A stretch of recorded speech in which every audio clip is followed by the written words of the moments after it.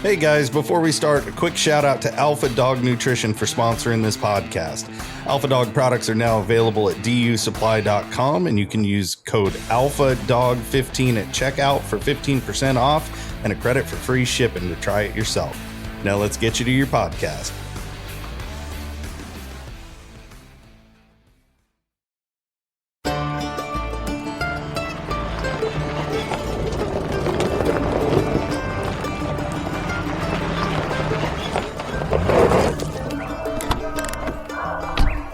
Where's Fielder? He's gone to the dogs. Well, Steve Fielder here with you one more time, friends, on the Gone to the Dog podcast from the sauna in Central Florida on the West Coast here, about 2 miles from the Gulf of Mexico. All the vacationers are down, coating themselves in coconut oil and and trying to imitate a beet, a red beet, I guess, or whatever. But anyway, this is a podcast that I'm looking forward to doing. And the fellow that I'm going to bring to the mic here in just a minute is to be credited with this idea that we're going to do today. And I haven't done one exactly like this before, although I have done tribute podcast for sure. But the guy that we're going to talk about today is certainly, I hope, alive and well and doing well and busy as he can be. And before I spill the beans here, I want to introduce my guest for today from the New River town of Narrows, Virginia. A good friend of mine, a bear hunting buddy, a houndsman for sure, Mr. Wes Woodyard. Wes, how you doing, brother? Doing great, Steve. Hope you're doing well. I am, buddy. I am. You know, I've enjoyed so much the times that you and I have been able to go to the mountain together. I don't see you much when we're out there hunting because you're always out there somewhere doing something, looking for tracks, catching dogs, dragging bears out of the woods. One of the hardest working guys that I've ever seen in a bear hunting party. But no, we sure have a good time when we go.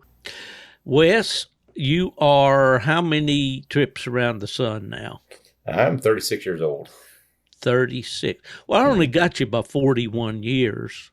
Well, so age is just a number, Steve. As they say down south, I could be your daddy. You could be, I suppose.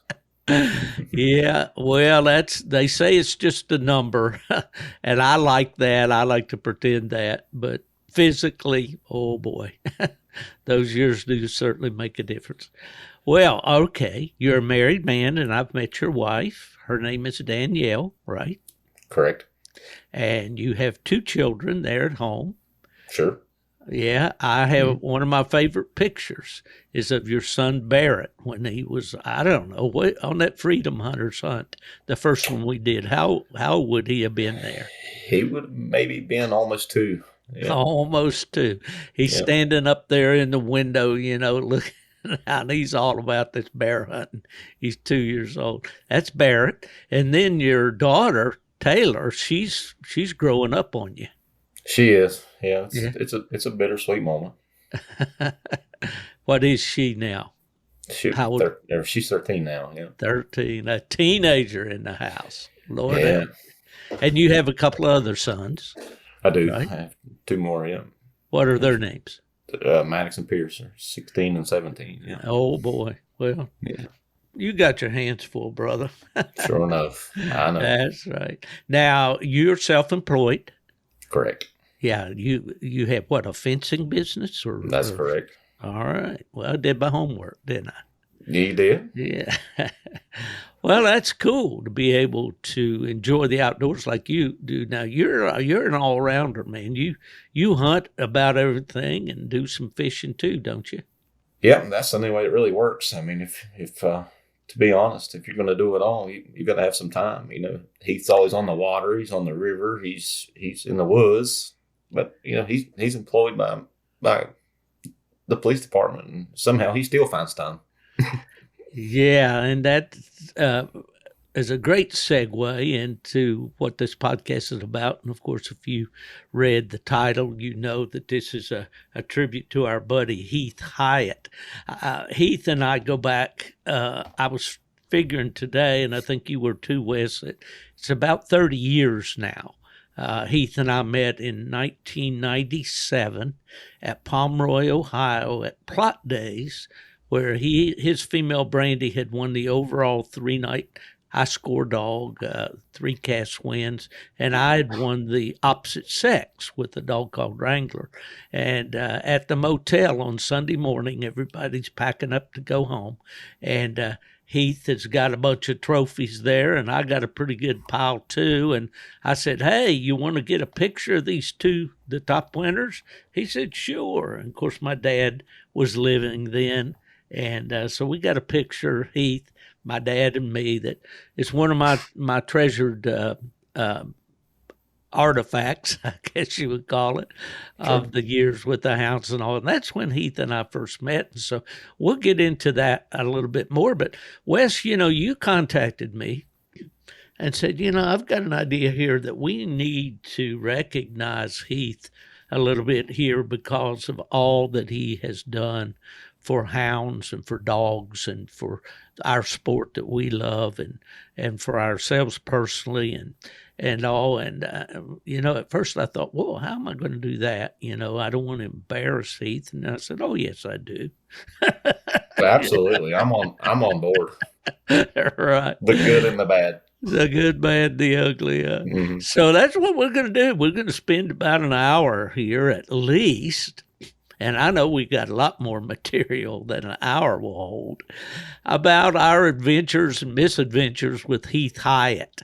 Now, I was just really happy when I learned that Heath had joined the W Hunting Supply podcast network, Houndcast, here with us because I knew that, he was going to bring a lot of good content.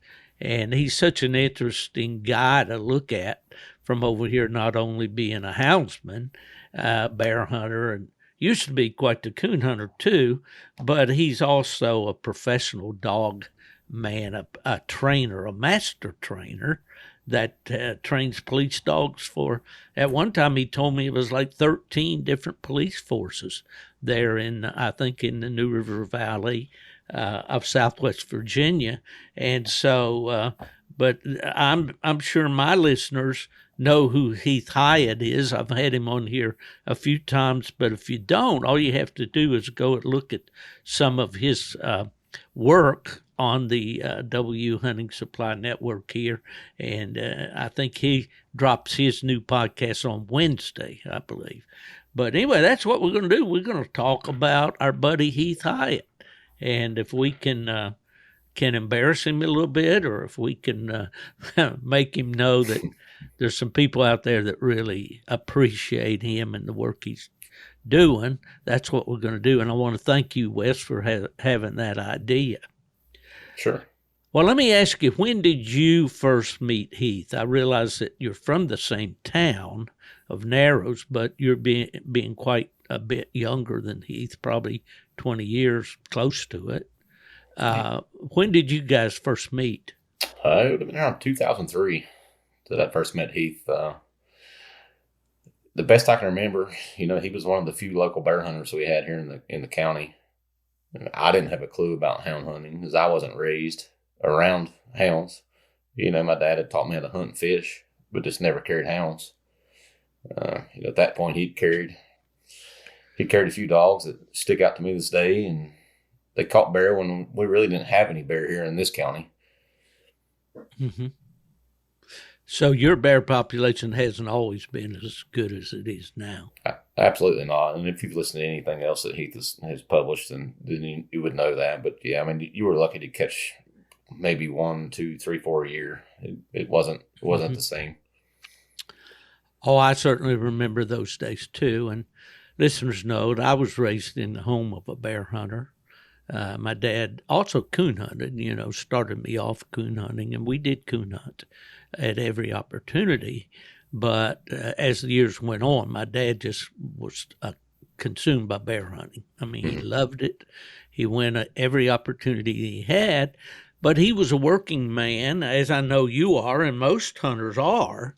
But Dad worked out of town, and he would only be home on weekends. So it's kind of tough, I imagine, to be gone all week and then come in and then try to bear hunt all day Saturday.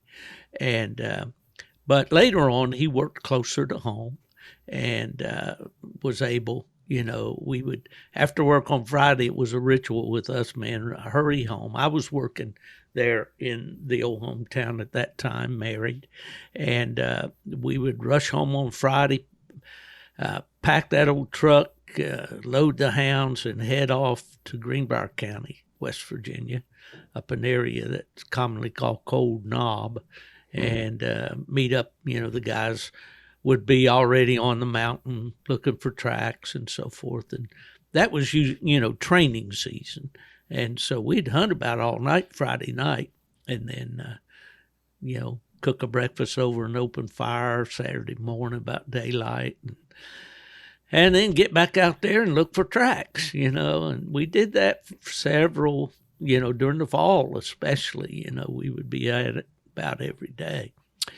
But that was my experience. So yeah, I always loved bear hunting. And then when I met Heath, though, we both were pretty much into coon hunting. Did you do any coon hunting with Heath at all?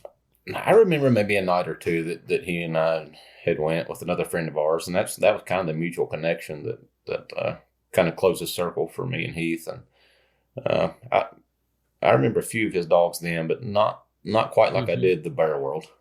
Who was that person that was a mutual friend? Joey Powell was his name. Oh, okay. Yeah. I don't think I know him. He hunted with Heath in the early years as well. Back the same around 2004 or 5. But okay. Yeah. Well, you guys have a unique thing there, I think, and you may not see it from the inside out, but I imagine you do appreciate it. You have a great bunch of guys that you hunt with. And one thing that became very evident to me from my very earliest memories of bear hunting is to catch bear and have a good time doing it, you've got to have a bunch of dedicated hunters.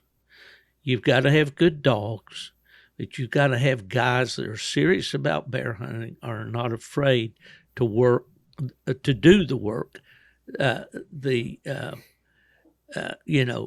it takes to produce, bears and trees. And that group you guys got up there are pretty special, I think. And I'd like to mention some of those guys. Forrest Red is one of the guys that you hunt with, right? Right. His daughter's now kind of becoming a bear hunter, isn't she? Addison, yeah, she's always has been, yeah. Yeah, Addison likes to go. And I like to think about Fuzzy. Fuzzy, usually he and Forrest are pretty close buddies, aren't they? Yeah. What's Fuzzy's real name? I know it, but it's not coming to me right now. Kevin Meredith is his name. Kevin Meredith. He's the guy that's always got about 10 leashes hanging around his neck, and the first one out of the truck ready to hit the mountain when you got that long walk to do. That or drowned. He's ready for anything. Yeah, I want to talk about that too. I mean, one incident we had up there, I look back on it, and it still gives me shivers to think about him too, I would imagine. I imagine. Well, anyway, and you got Sam. That's Hot Rod, right? That's Hot Rod. Yeah. Most bear hunting parties, you got CB handles and so forth on. You don't use CBs anymore, but back in the day, my dad wore a number 6 shoe, and his CB handle was Bigfoot. So anyway, I don't want to miss anybody, but I know there's a great group of guys up there.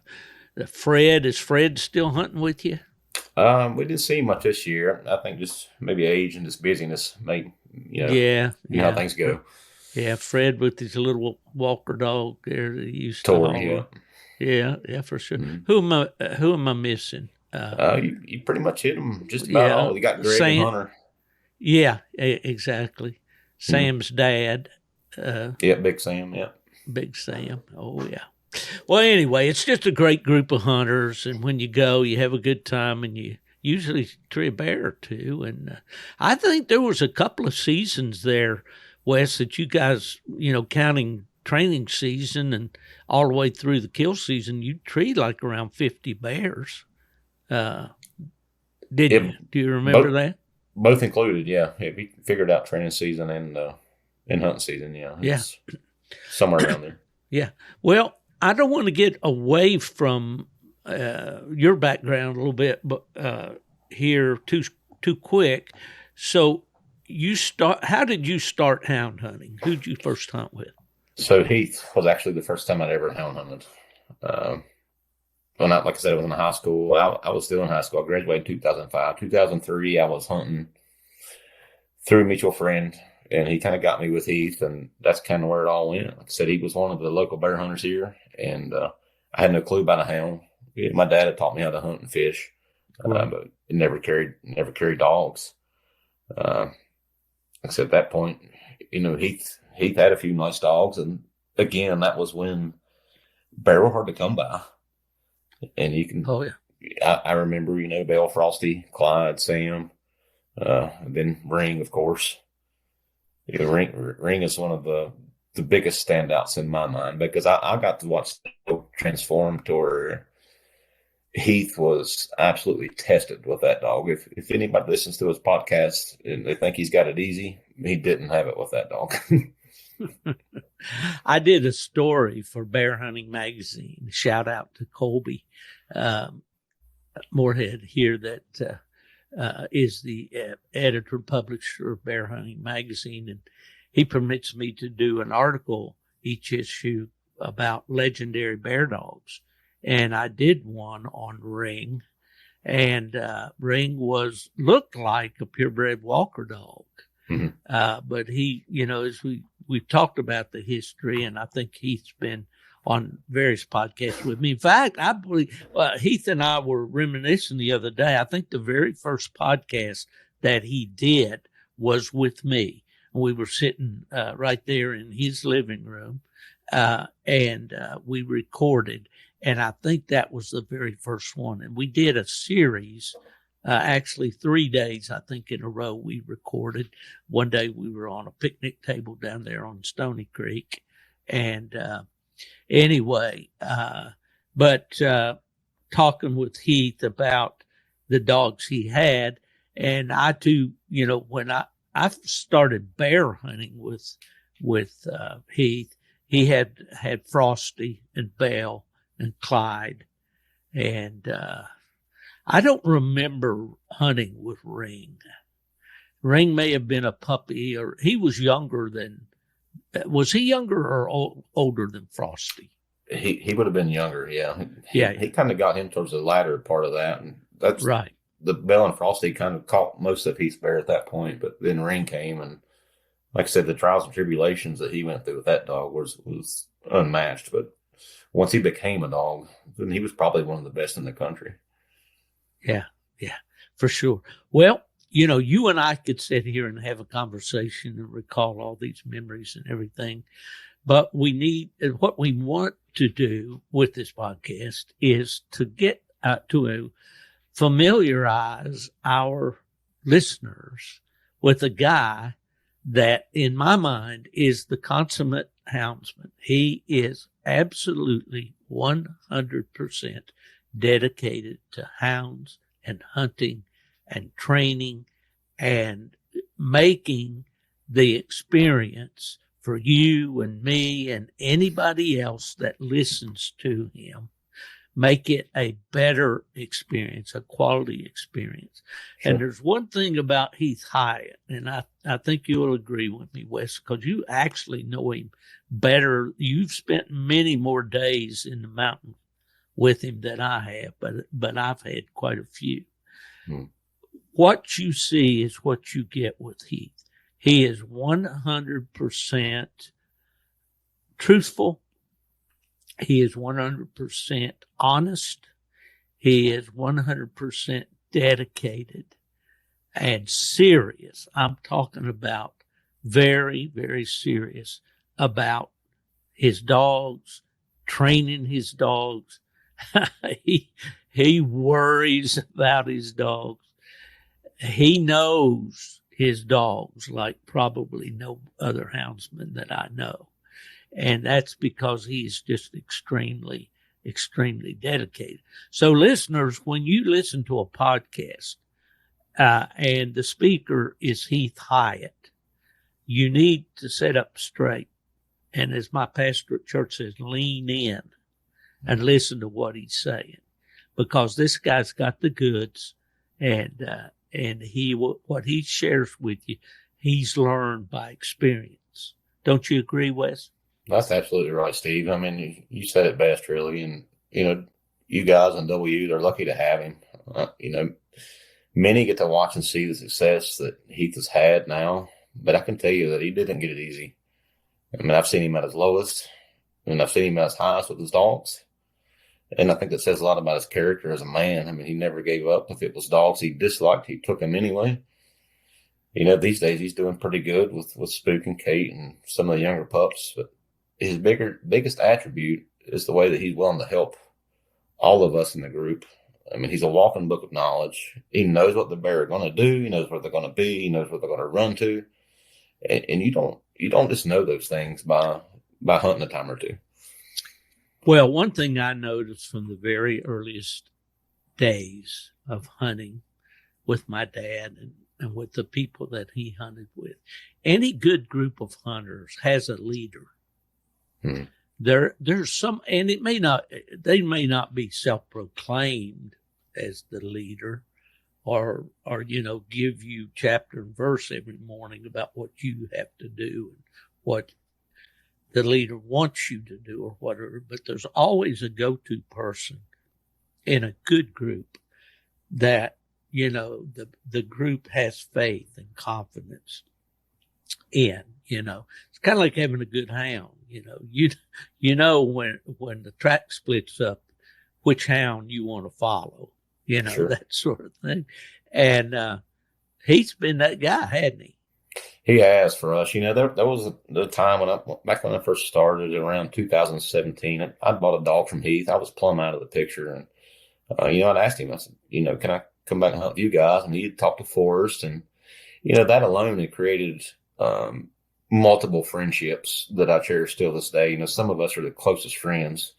And everything we do outside of hunting, even, we're still mostly all together doing those things.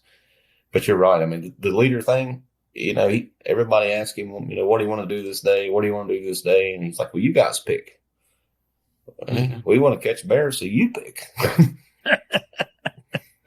Yeah, he is definitely not a selfish guy. And, all the miles that I've ridden in a truck with Heath and the hours that he's always been so gracious to me to just open up his home. Because I've always lived a fair distance away from Heath ever since I moved to Michigan in 83. Well, that's actually prior to meeting Heath. But fortunately, Heath did come up and coon hunt with me some while I lived up there and all. But he was always very gracious to open up. I said, well, and I'll ask him, I said, you guys going to hunt early season this year? And he said, yeah, come on up. And I said, well, you got room for me? Well, I always got room. You know where your room is. and sure.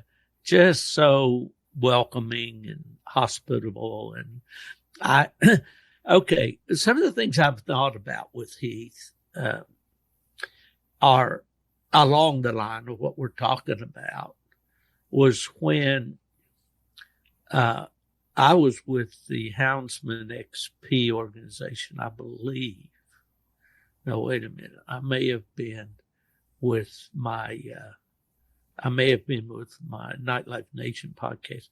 but when we held the first Freedom Hunters hunt. You were with Nightlife at that point. You brought Bryce down.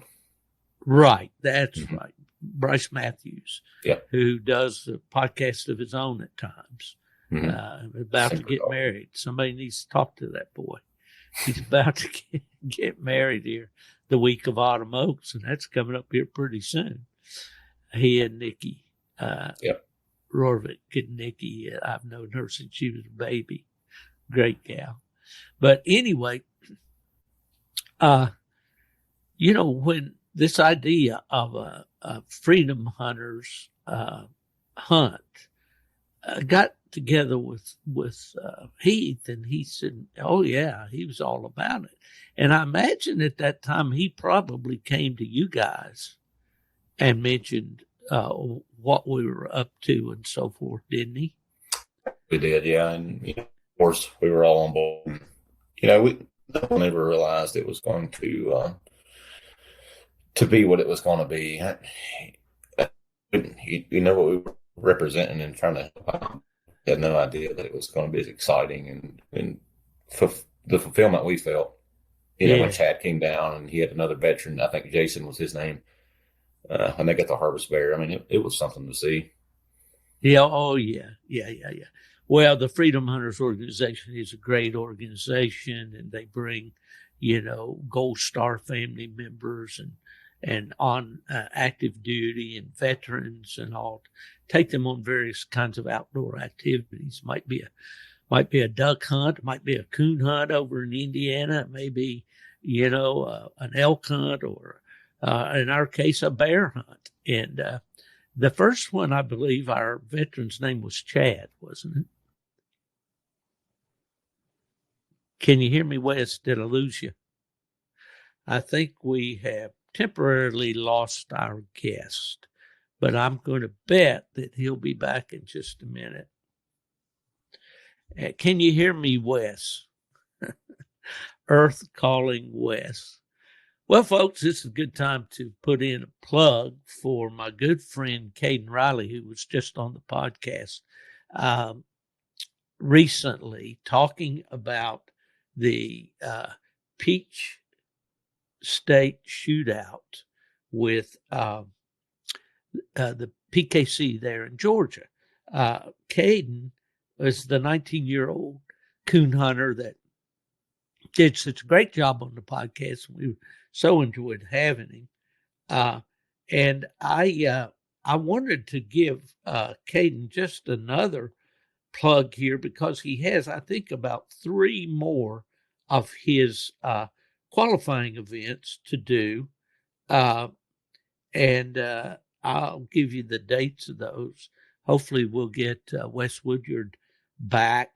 I don't know. We're having trouble. I guess it must be internet trouble. But anyway, Caden has put together this series called Peach State Shootout, Georgia Youth Series. And we talked all about that. But there are 3 more or 3 remaining events. Actually, by the time this one airs, there will only be 2. There was one on July 12th in Summerville, Georgia, then one on July 20th in Carrollton, and on August 16th in Shellman, Georgia. That will be the final one. And then there will be a hunt-off for the top 9 dogs, and that, I believe, is in October.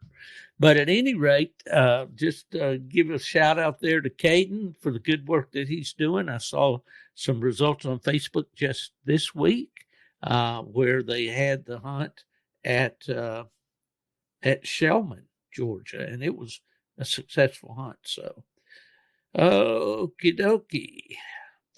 All right, Wes, where are you? Let me see if I can put this thing on pause, and we'll see. We may have to come back and bring him back into the picture. So we'll pick this up as soon as we get. I believe he's back. I do believe he's back. I see that he's making an attempt. Anyway, now, as I talk about my friend Heath, and someone said one time, it's always better to give the flowers while we're living. You hear the tributes to people after they've passed on, and it's great, and I'm sure their families enjoy it, and it's great always to remember them. But when, we have the opportunity to say, things that we would like to say, or maybe we're too bashful to say to someone's face in a meeting like this, it's always fun. Wes, are you there? I am. I'm sorry. I got unplugged there. You got unplugged, huh? Yeah. I'm not real savvy when it comes to the laptops and things. Okay. Well, all you have to do is apologize to the listeners because they had to listen to me ramble there for the few minutes that you were gone. I will apologize to everyone but Heath. That's right. But no, you were right. It was Chad McCormick on that hunt, and that was great. He actually came back and a couple times and finally got to harvest a bear, and it was a good time. Yeah, it was a great time, and like we mentioned, Bryce Matthews filmed the whole thing for us, and it was I was so proud of that, of you guys. I mean, I certainly could not have done that at all. I was just kind of there cheerleading for you fellows that were doing all the work. But when that bear decided he was going to drop over into that rough area there, and everybody left the road, and of course I stayed at the road. I remember, I believe your wife was in the truck there at the road. I know she was, because when Forrest's dog, which one was that got caught by the bear? She was doctoring him, Duke or something like that. It's probably most likely Boone if it was Forrest. Boone. Well, no, Boone was the older dog. This was the one, maybe a little younger, Walker dog. Anyway, I saw the ladies there were doctoring the dog up. He wasn't badly hurt, but he was showing some effects of the battle. But that was a wild hunt right there. You guys got down there in that swift water, and I think we almost drowned our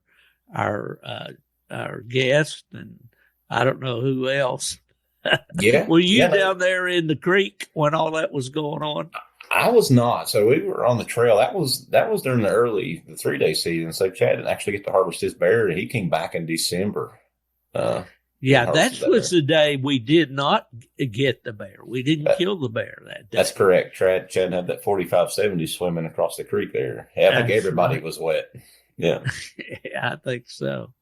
But just one of those experiences. But anyway, to go back, wouldn't have been possible without Heath, or someone just like with the dedication that he had to pull it off, because, the arrangements for the hotel, taking the veteran out to dinner, and all these kind of things that you don't really think about too much, picking him up every morning, dropping him back off at the hotel, and then when that was all over, Heath is like, I want to do it again.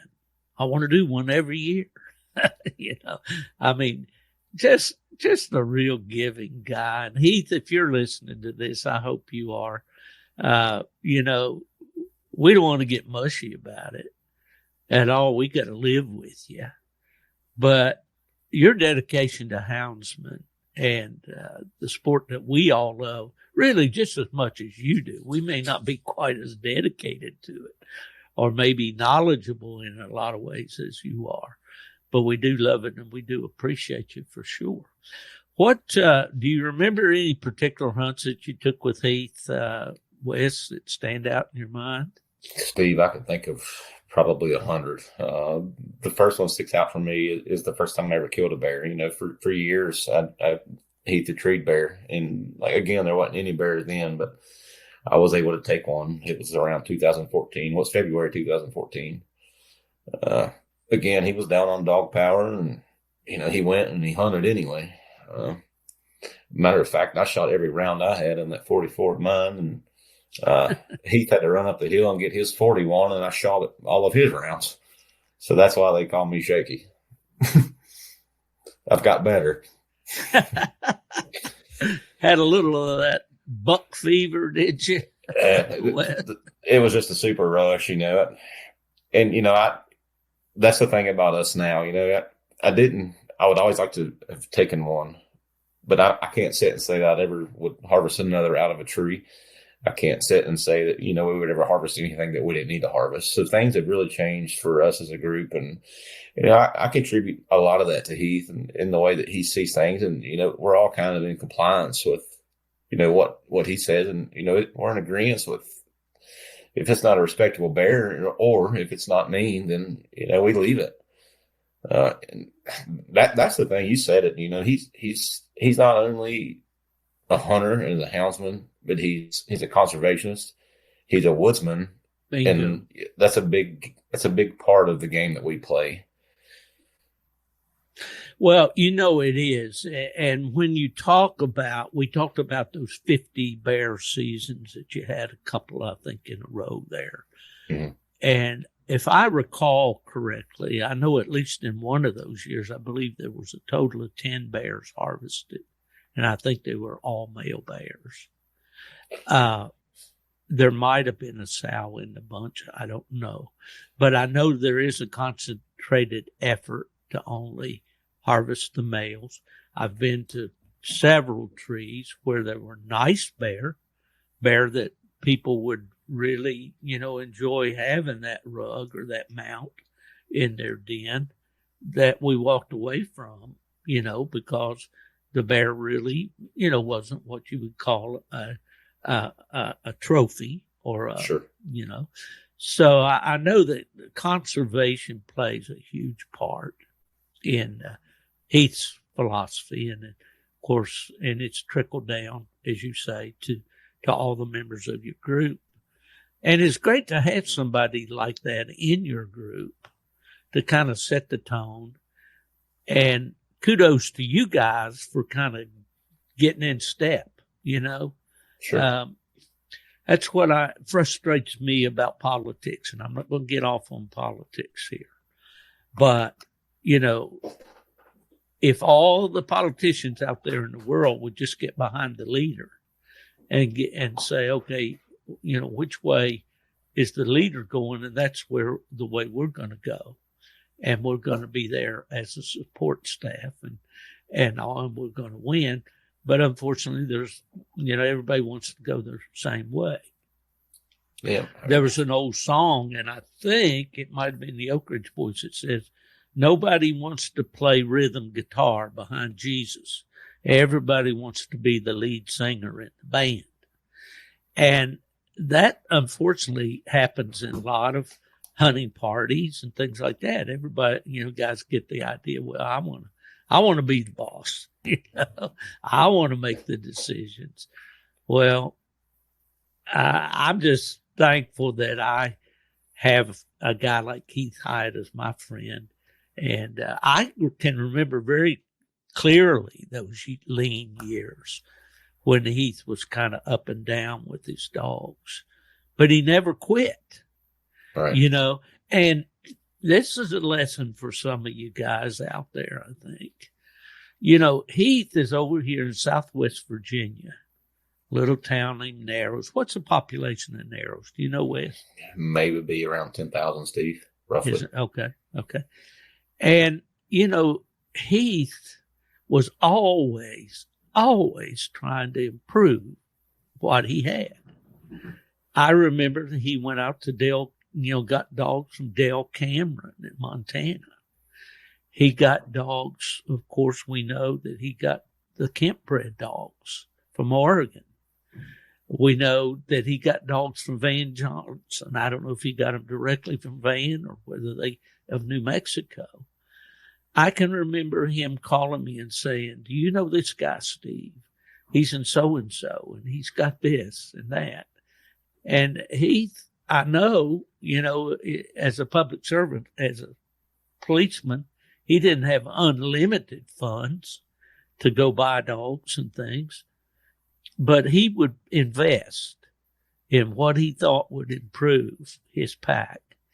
And then I think he's got the foundation now, and I hope it pans out for him in the long run, of some dogs that he has bred and he's working with, and it looks like they may be coming along, and I sure hope they do.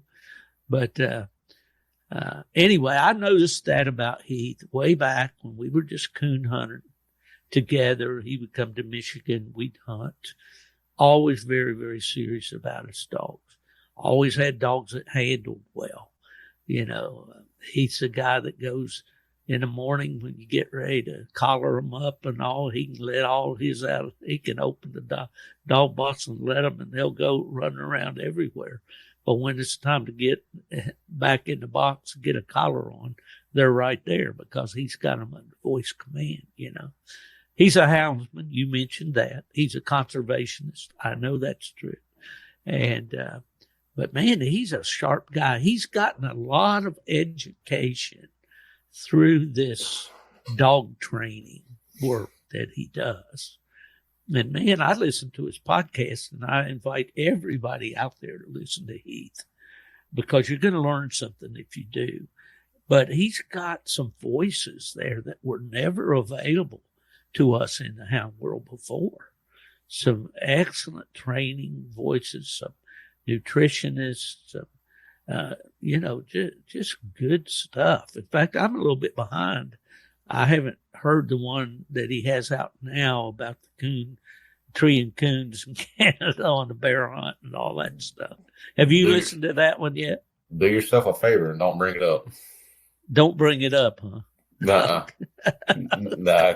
He again, you said about the honesty. He had wrote me, I think it was a Tuesday, maybe a Wednesday, and he was livid.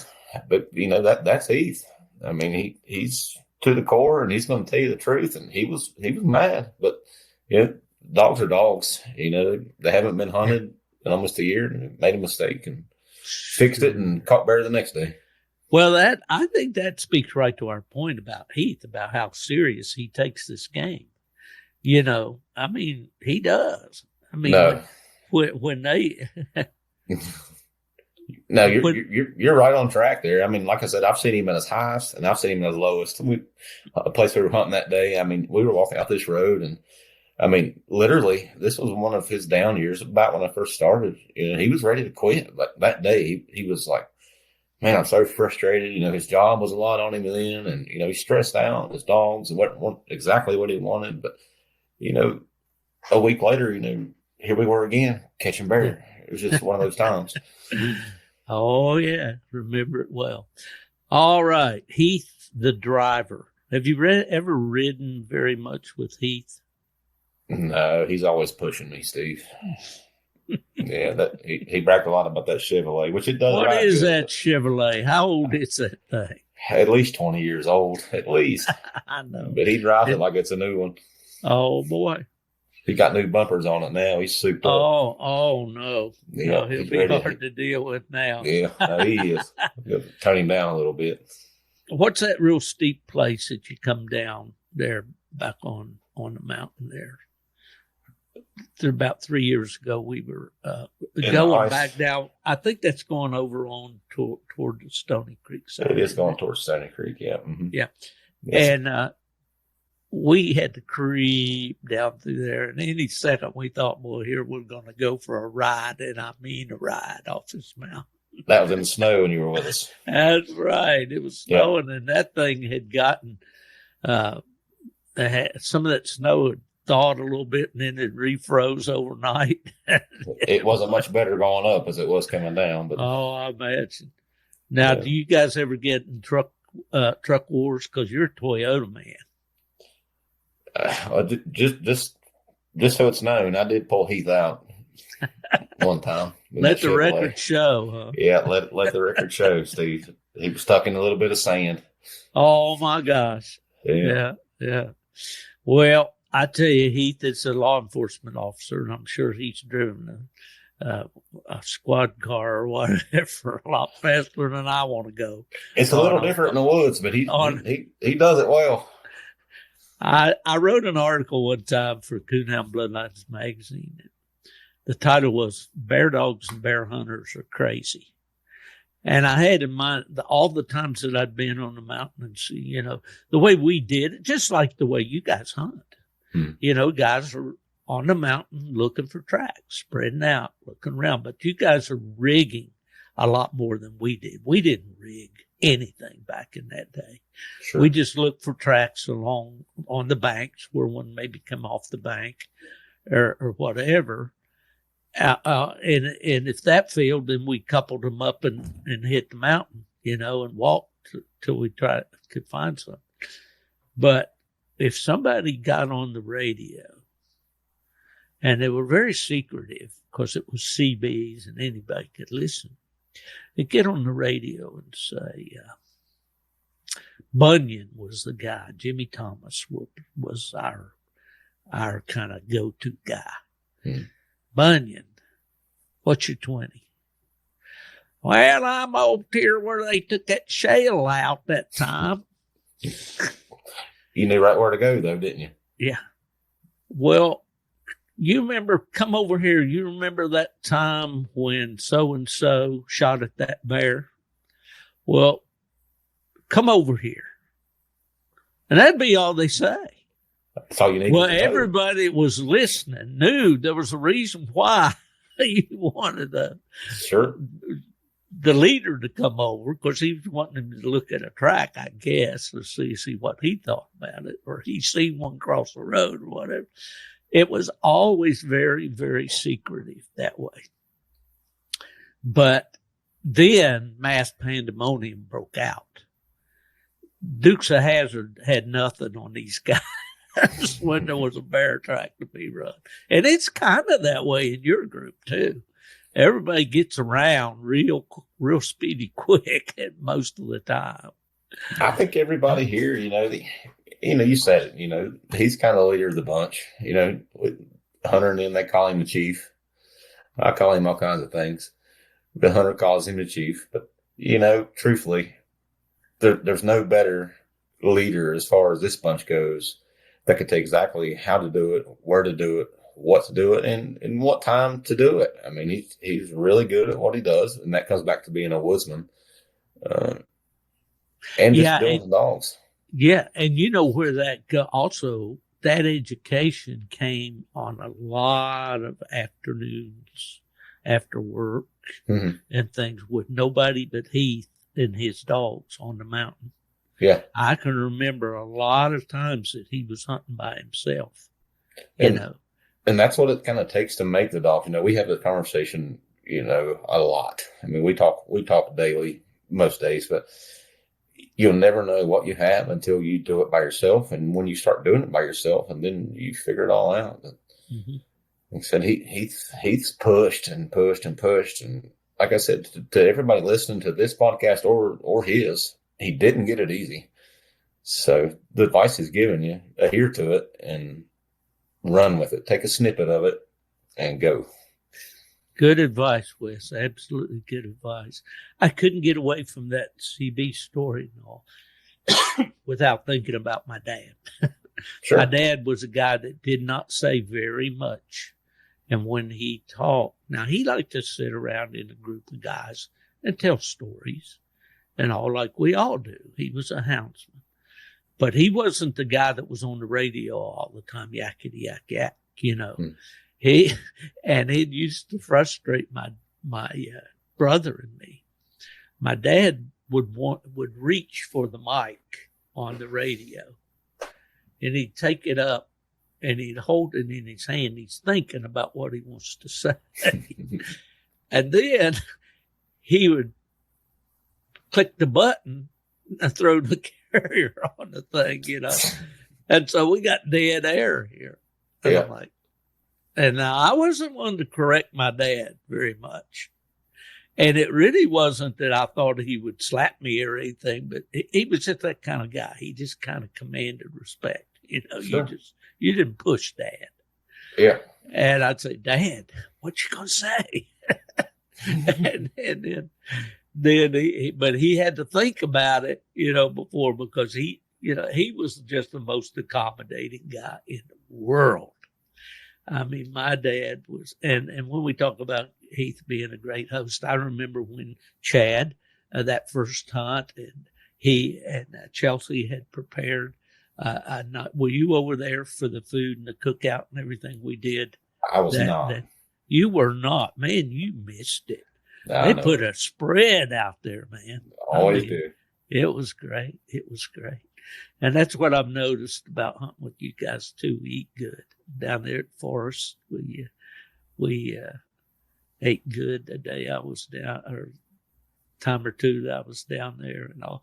Now other people, I'm bouncing around here. I'll go there later. But anyway, Heath learned the things that he knows about hunting. We could say in the School of Hard Knocks.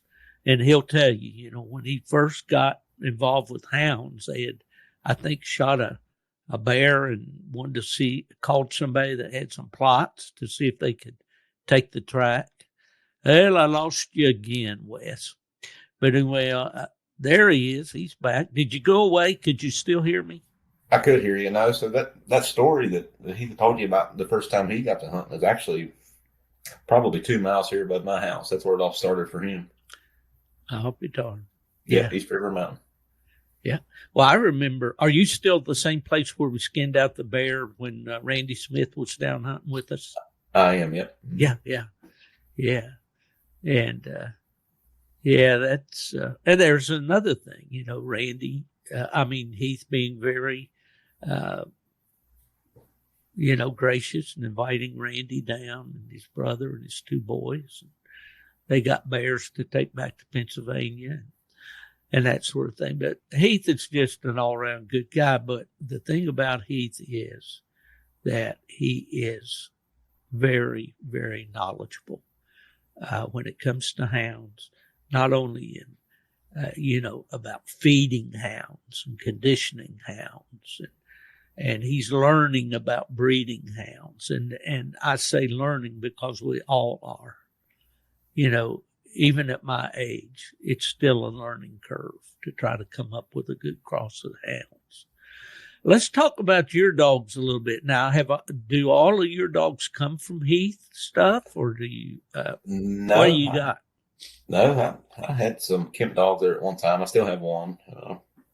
I've got some stuff that goes back to Heath's. I've actually got a litter of pups on the ground now. What? Questionable. We'll see. But we never know. Yeah, that's what we talk about. Again, that's why I appreciate him so much, is because I could call him any time of night. I don't call him much after 9 because I know he's probably getting his beauty rest. But anytime I've got a problem, just so we've got a short-haired pointer here that we've been working with, and he's just that's why I wanted to do it, because the man's a book of knowledge, and I like to understand how to fix things. If somebody else knows something, I don't have to mess it up. You tell me how to fix it. Yeah. And we're all better at this. Why try to reinvent the wheel? Right. Yeah. Yeah. Now he'll laugh occasionally about some things I do, but so don't laugh at me. Help me fix it. And typically that's just the way that we are. Mm-hmm. But I've got some dogs out of Heath stuff, and I've got some dogs from out of Glen stuff, and I do still have a Kemp dog. I lost one a couple years ago, but I don't have the dogs that Heath has. I don't have the dogs that some of the guys have. I have dogs that will go and do, and they'll catch their own. They're not consistent. But, again, I wasn't raised into hounds. I didn't have a very solid start, but, with Heath and Forrest and all of them, I find some dogs that I like. Yeah, that's number one, Wes. Yeah. That's the number one factor right there. Do you like them? If you like them and you're enjoying them and you're having fun with them, that right there is, you're way ahead of the game with a lot of guys, And that's why I tell a lot of the guys I hunt with, they're like scared of Heath. And to be honest, they're kind of standoffish about telling him or something, I just tell him, if it's my outlook is different maybe than something that Heath had missed. He's looked so hard in his dogs and worked so hard with them. Maybe it's something that I saw that he didn't see that maybe he can think about, and it works out for all of us. But I'm no professional by no means. Well, Heath and I have the kind of relationship, we, a while back, we decided we were going to partner on a dog and on a pup. Mm. And I could tell from what Heath was telling me about the pup. And we both had a sizable investment in this pup. And I could tell by what Heath was telling me about the dog that he wasn't real happy with the dog. Sure. So I kind of maybe jumped ahead a little bit, but I thought I had a solution about the dog. And that was for him to, let me find a new partner on the dog. And what I was thinking about, in all seriousness, I was thinking about Heath wasting his time on this dog just because he and I were in it together. Well, this is the kind of relationship Heath and I have. So he said, all right. So we did this, and he basically got his money back. So I didn't see Heath for a while. And I think I ran into him maybe at the bench show or something at the APA plot days. Hadn't really talked to him much in a while. And I said, what did you think about that?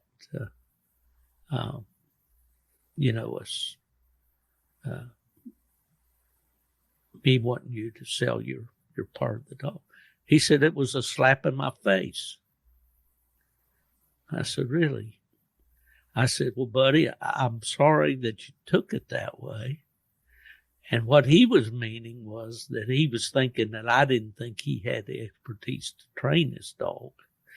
When I'm sitting back here looking and saying, you just didn't have if God didn't put it in there, and he knew that. He knew Right. that, but I felt like that, no, he's going to try to defend, the fact that he talks to people about how to train dogs, and he's going to put a lot of time, and he's going to waste his time. So I played the daddy figure. I'm quite a bit older than he in that deal. But you know what? That did not hurt our relationship one bit. He understood where I was coming from. I understood where he was coming from. And that being able to be objective about the dogs and be honest with us. So one of the worst problems that we can have as hunters is not being honest with ourselves. We looked at a dog out there, and just because he's wearing our collar, we think, well, he can walk on water and talk on TV because he's my dog. And it doesn't always work out that way. And sometimes we have to step back and look and say, hey, this isn't going to work. Sure. And I think to Heath's credit, he's done some culling. And we don't talk a lot about culling because some people just, as my mother says, faint and fall back in it when they hear that. But no, honesty, integrity, character. That's, to me, that's. And all of those things are going to build a better character within you, and it's going to build a better character with the guys you hunt with, and everybody's going to be better. I mean, you're saying it right. He's very truthful, but you can be that way with him too, and he takes it. Exactly. Yeah, he takes it well. And you mentioned the other day that you think Heath thinks a lot of me. Well, to me, that makes me feel great because I sure think a lot of him. And the hound community is so fortunate to have a guy like him. People encounter these training problems with dogs, that have really nothing to do with tracking and treeing. But you got to live with that dog. You got to be able to handle that dog. You got to be able to get that dog back at the end of the hunt. You can have all the Garmins in the world and track the dog down within 20 acres, but if you can't get your hands on him,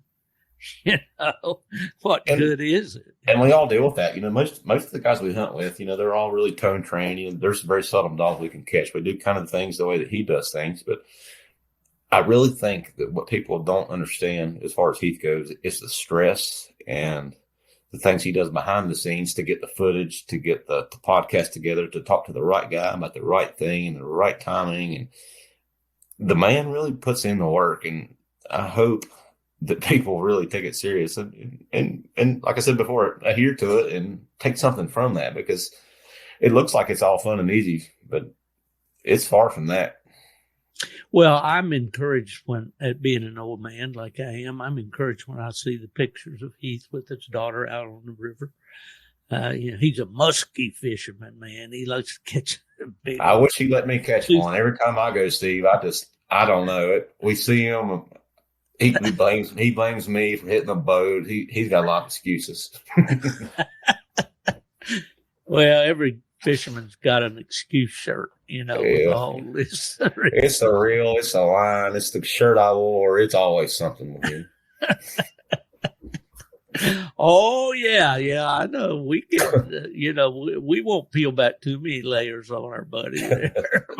We both know him pretty well. We don't have enough time for that, right? I've seen him on the verge of, as Larry Meeks used to say, having a come apart.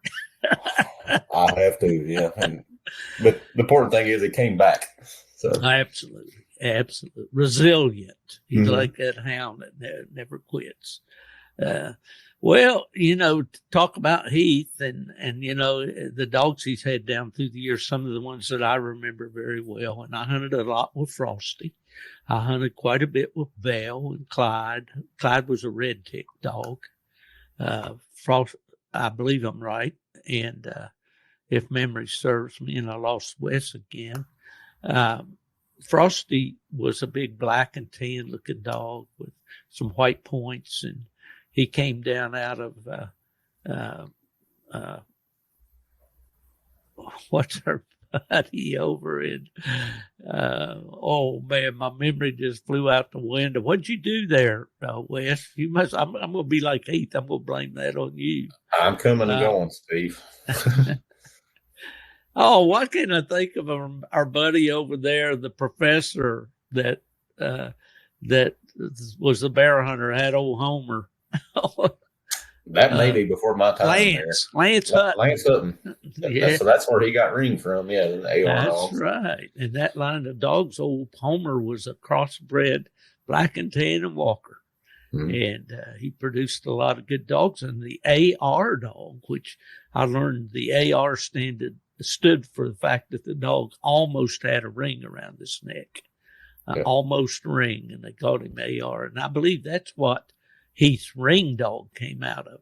I'm pretty sure. That's right. So I actually asked Heath last week about AR and ring because, you and I had talked, and, I didn't want to be oblivious to, the backstory on them. But yeah, that's right. Frosty. Yeah. Or AR. Yeah. Yeah. And, Heath and I, we punctured our chest out a little bit. We got the picture to prove it. Fell over in West Virginia, invited us over to go bear hunting.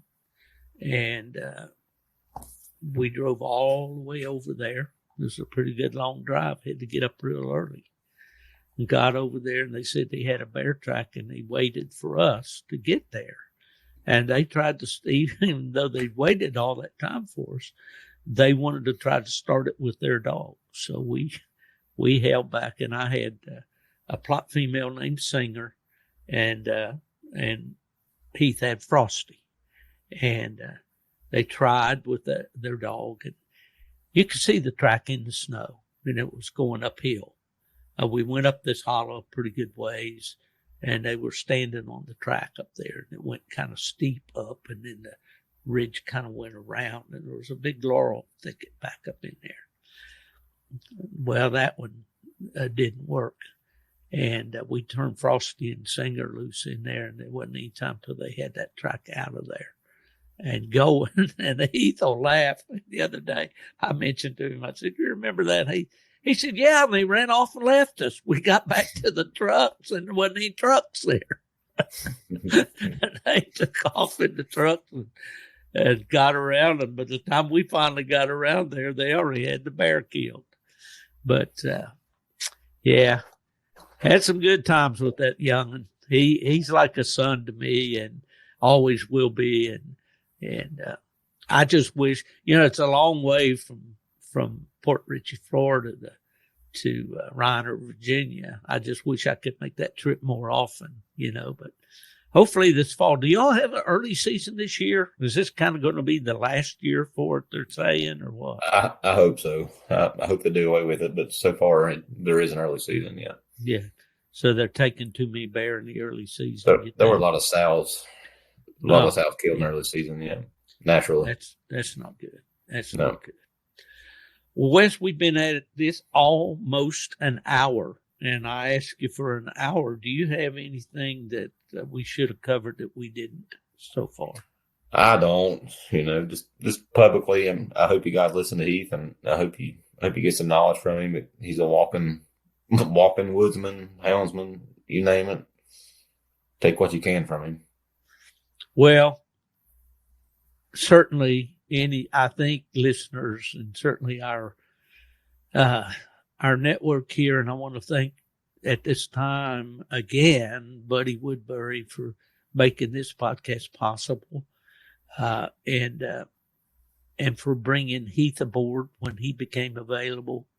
I was very excited about that, and Heath and I had some conversations, about it beforehand, and he's doing a great job, and I get a chance to look at the stats for the number of downloads and all, and his podcasts are doing extremely well.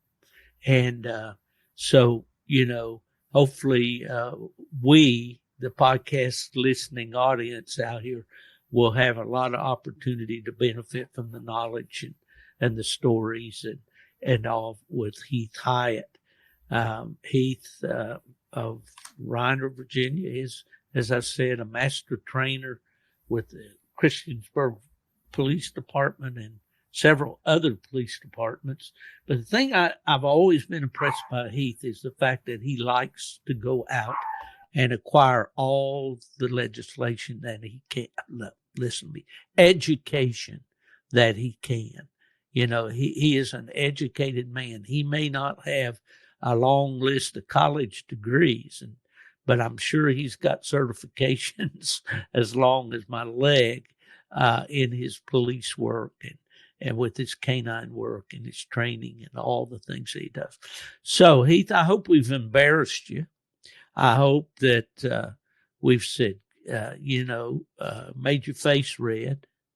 But we just want you to know that we appreciate you. And we hope that you're going to continue. As I get older, I'm going to rely a whole lot more on your podcast and your stories and all for the entertainment value. Wes, you're going to benefit from his leadership over there, and don't let up on him. Give him a hard time as much as you can. Hey, Steve, you know me. I don't much give him a break. Well, that's good. Well, all right, I got to ask you, think Barrett's going to be a bear hunter? Steve, he asked every day to go. He's kind of hoping maybe to harvest one this year. We'll see. All right. He'll be 5 at that point. Yeah. My wife and Taylor, and we've all killed them with Heath and the guys, not just Heath, but hopefully it's a family affair here. And that's, that's a big thing for us. Oh, absolutely it is. And that's what makes bear hunting with hounds. I call it and coon hunting can be that way too. The ultimate catch and release. You go and everybody can take part, whether you're standing on the road like me anymore, leaning on a walking stick, or whether you're out there, walking your guts out to that tree back up on that ridge.